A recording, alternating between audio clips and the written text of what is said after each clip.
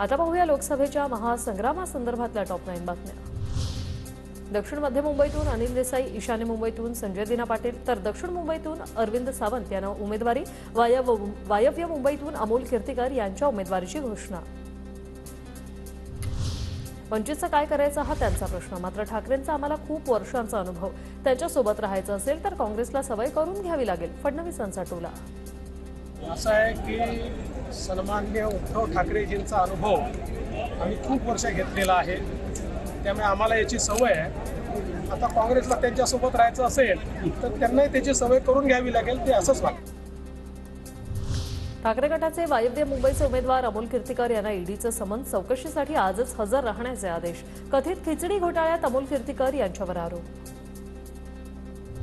नागपुरात काँग्रेस उमेदवार विकास ठाकरेंना पाठिंबा देणार, वंचितचे अध्यक्ष प्रकाश आंबेडकरांची घोषणा। मनसेची महायुतीकडे 3 जागांची मागणी, 3 पैकी 2 जागांवर चर्चा सुरू, मनसे नेते बाळा नांदगावकर यांची माहिती। चंद्रहार पाटील आणि विशाल पाटील दोघांनीही एकदा निवडणूक आजमावी, निवडणुकीत दूध का दूध पाणी का पाणी होईल, भाजप उमेदवार संजय काका पाटलांचं आव्हान। महायुतीमध्ये तू मैमै सुरू आहे आणि माझी भूमिका अशी आहे की दोघांनी एकदा आजमावावं पुन्हा आणि या निवडणुकीमध्ये त्यांनी यावं। लोक निश्चितपणानं याच्यामध्ये दूध ते दूध आणि पाणी ते पाणी करतील।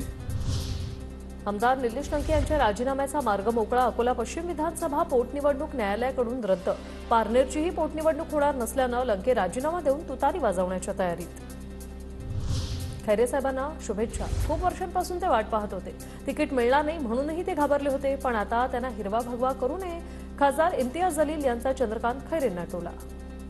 माझे मित्र चंद्रकांत खैरे साहेबांना खूप खूप शुभेच्छा देतो। पुन्हा तुम्ही तेच राग जपणार असेल तर की हिंदू मुस्लिम आणि हिरवा पाहिजे का भगवा पाहिजे, खान पाहिजे का बाण पाहिजे, हे मुद्दे सोडून आपण निवडणूक लढावी।